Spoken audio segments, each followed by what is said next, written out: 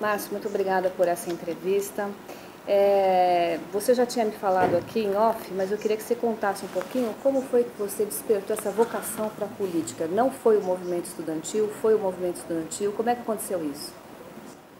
Vocação, quando ela é original mesmo, você nasce um pouco com ela, né? Eu, desde a escola, do colégio, enfim, eu já sempre quis fazer política. Eu era pequeno, eu venho de uma família só de médicos, todos, praticamente a minha família são médicos, meu avô, meu pai, meus irmãos, e eu dizia que queria ser político. Meu pai criticava, porque falava que em casa todo mundo é sério, não vai fazer política e tal. Então, eu para poder convencê-lo, eu decidi fazer diplomacia, que era uma política que ele achava que era bacana, né? Então, para fazer diplomacia, eu fui fazer direito. E aí, naturalmente, no direito, aí a coisa aflorou mais, porque eu me coloquei no movimento estudantil, diretor acadêmico, centro de estudantes, DCE da Unisantos, né? Eu fiz a Católica de Direito. E aí depois me elegi vereador, depois me reelegi vereador, aí fui prefeito, me reelegi prefeito. E quando eu me reelegi prefeito, eu tive uma votação muito grande, né? Foi a maior da época do Brasil, que até hoje ninguém bateu esse recorde, né? Cidade grande. Eu tive 93% dos votos válidos na eleição de prefeito.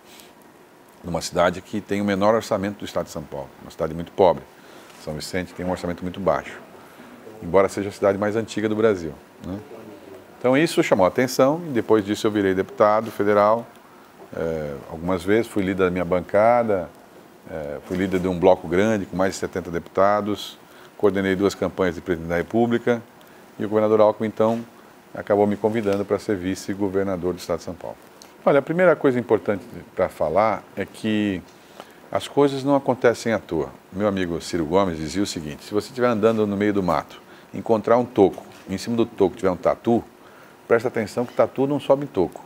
Alguém colocou o tatu nesse toco aí. O que ele quer dizer com isso? A ideia de você desmoralizar a política, ela tem um objetivo. O objetivo é dispersar o povo, é deixar o povo desacreditado, desesperançoso. As pessoas querem ir embora do Brasil, ninguém acredita em nada, todo mundo acha que tanto faz. As pessoas acham que política, existem os que foram pegos roubando e os que ainda não foram pegos, mas todos estão roubando. Esse é o pensamento generalizado. Isso não é à toa, isso é proposital. É feito para poder desmoralizar a política, porque a única maneira que você tem de verdade de fazer o Brasil ficar forte, poderoso, grande, competitivo, é com a política, a boa política. Nenhum povo vai crescer, nenhum povo vai ser forte se não tiver líder, se não tiver comando. E você desmoralizando o comando, você desmoraliza o povo.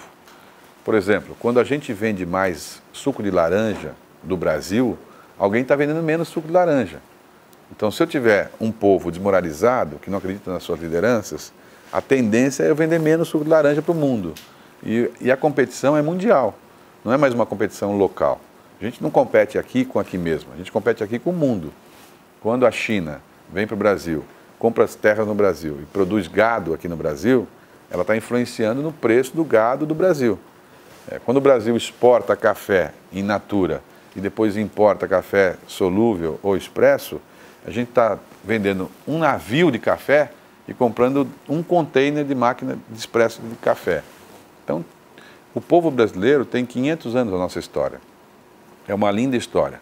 Mas o Brasil, durante 50 anos praticamente, na década de 60, ele cresceu 5% ao ano. O Brasil seria o país líder do mundo nesse instante se continuasse crescendo nesse ritmo.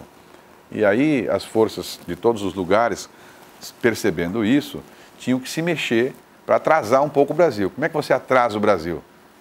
Desmoraliza a política. Se você desmoralizar a política, você desmoraliza o Brasil, desanima o povo. Esse era o objetivo. Investidores. Então, há uma sensação generalizada que tudo é feito na corrupção, no rolo.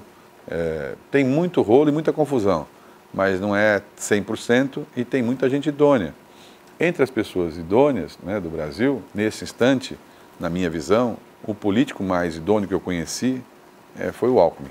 É a pessoa mais idônea. Sério, responsável, um homem rigoroso com ele mesmo, né, com o comportamento dele. E, nesse instante, em condições de se eleger presidente da República, né? Ele vai ser candidato do partido dele. Ah, mas eu não gosto dele. Tem gente que não gosta dele, claro, ninguém vai ser unanimidade. Mas todos o respeitam. Mesmo quem é oposição a ele sabe que ele é uma pessoa respeitável. E isso, se ele volta a ser presidente, se ele vai ser presidente, por exemplo, da República, rapidamente você recupera o prestígio.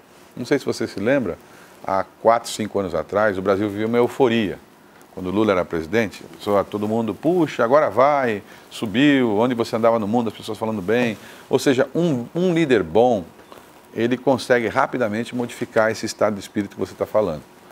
Então eu acho, eu confio, que quem pode produzir isso é a política. São Vicente era a cidade mais pobre do estado de São Paulo, uma grande cidade, com muitas favelas, palafitas, enfim, e também a cidade mais violenta do estado de São Paulo. Não é coincidência, onde tem mais gente pobre, mais dificuldade, mais violência, né? Então, o resgate da autoestima é mais ou menos o que eu estou lhe dizendo. A cidade continua com problemas, claro, tem muitos problemas, mas a população, confiando em quem lidera, ela muda o jeito de se comportar. Ela acredita. Vou dar só um exemplo.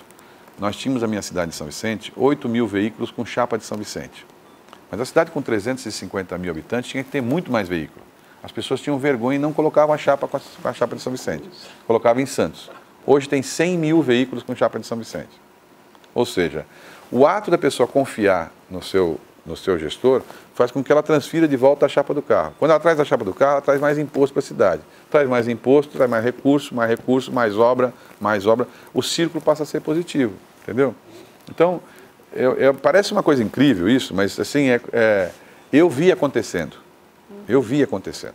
Então, eu estou dizendo, é possível acontecer, desde que você acerte, encaixe esses quadros. Nesse caso da violência, São Vicente tinha muito homicídio, muitos roubos.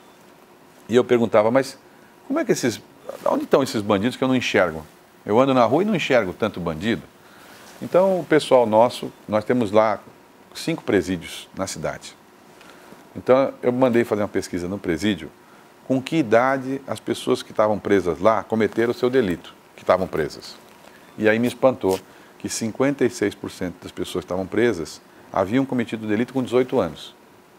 Então, me pareceu uma coisa incrível. Ou seja, o menino faz 18 anos, comete o crime e vai para a cadeia.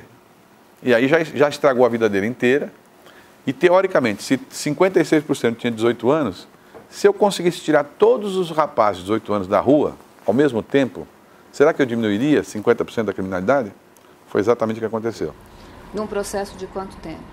1 ano. A gente pegou todos os rapazes de 18 anos que fazem alistamento militar, todos que são feitos com alistamento militar, e chamou para uma convocação chamada alistamento civil. Voluntária? Não é voluntária. É voluntária, claro. É remunerada. É previsto na Constituição da República, mas nunca foi feito no Brasil. É um alistamento civil. Você contrata para trabalhar com o poder público. Então nós trabalhamos com esse rapaz durante 1 ano. Ele era obrigado a fazer 4 horas de serviço, era obrigado a voltar a estudar e ele tinha que fazer um curso técnico durante esse 1 ano. Eles andavam na rua, uniformizados, com rádio de comunicação, todos eles, cada 30 tinha um tutor, e esse tutor era um policial militar. Dá para fazer isso aqui em São Paulo?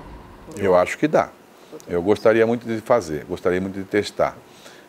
Quando eu fiz o acordo com o governador Alckmin, a gente ficou de fazer isso. Não é simples, porque, claro, o estado é muito maior. Nós estamos falando em São Vicente de 800 rapazes. Nós estamos falando no estado de São Paulo de 80.000. Para você ter uma ideia, a Polícia Militar de São Paulo tem 80.000 homens. Então é uma coisa do tamanho da Polícia Militar. Mas é possível fazer e, se eu tiver a oportunidade, eu vou fazer. Eu acho que vai ser uma coisa significativa. Por quê? Porque ao invés de você colocar o formato de apurar, prender, enfim, você para na origem. O menino de 18 anos, o de 17, o de 16, ele não enxerga a perspectiva. Ele olha para um lado, olha para o outro, ele fala, eu vou trabalhar onde? Eu vou me virar como? Eu não gosto muito de estudar, eu não me sinto bem estudando, eu não tenho animação, eu não sinto para onde eu vou. Quando você num grupo desse, ele muda a lógica da cabeça dele. E não é cooptado pela criminalidade. Exatamente isso. É uma disputa. No fundo, a vida nessa faixa etária é uma disputa. Nossa contra o outro lado. O lado errado também disputa esse mesmo menino. Se eu puder trazê-lo para o meu lado, eu tiro do outro lado. Então eu ganho duas vezes, não é? Veja, eu estou falando uma coisa que não é... Eu não acho que... Aconteceu. Aconteceu em São Vicente, que é uma cidade, claro, é uma só cidade, mas é uma cidade muito pobre. Então, eu acho que isso, em grandes proporções, dará uma sensação de segurança muito grande, né? Se você tiver a oportunidade, dar a oportunidade para todos esses meninos dessa forma. Hoje, nós tínhamos uma dificuldade. Não existia legislação para isso. Como é que você contrata uma pessoa assim? Você põe sem concurso? Não pode. Então, lá tinha uma bolsa. Eu respondi dezenas de ações judiciais por conta disso aí, entendeu? Então, nós fomos encontrando a fórmula jurídica para dar lastro. Agora, o governo federal aprovou uma nova norma, que chama-se Jovem Aprendiz, que permite essa contratação, não é? E a gente vai testar esse modelo para ver, claro, em proporção. Na capital de São Paulo seriam 20 mil, para você ter uma ideia. Ou seja, é significativo. Pega uma região como a de vocês, vai ter 4 mil jovens andando na rua. Você vai ver que vai fazer diferença. Vai passar uma sensação diferente.